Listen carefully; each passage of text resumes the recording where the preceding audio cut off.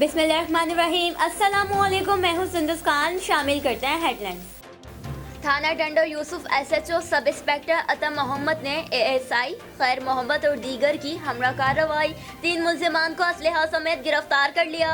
मुल्जिमान police पर हमले और इक़दाम कत्ल जैसी संगीन वारदातों में मुलव्वस थे। मुल्जिमान के कब्जे से 30 बोर पिस्टल बीमा 3 राउंड बरामद कर लिए गए। मुल्जिमान के खिलाफ मुकदमा दर्ज तफ्तीश। लोधरा भावलपुर थाना कैंट के इलाका क्रिश्चियन कॉलोनी भट्टा नंबर 1 में सैनिटाइजर अल्कोहल पीने से 3 अफराद जाँ बहक अफराद की शनाख्त हारून मसीह और रोबिन मसीह के नाम से हुई। शौकत मसीह शुगर कम होने की वजह से जाँ बहक हो गया।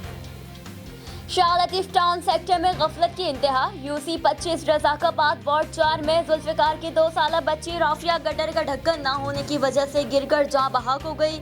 इलाका मकीनों में शदीद गम व गुस्सा। रिमार्क्स दिए कि इंतजामिया को मुतादिद बार शिकायत की मगर कोई एक्शन नहीं लिया गया। इलाका मकीनों ने बच्ची की मौत का जिम्मेदार इंतजामिया को करार दे दिया।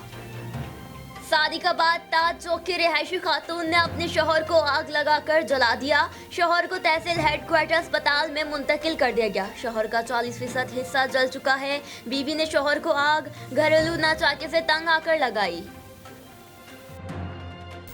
फिलहाल इतना ही।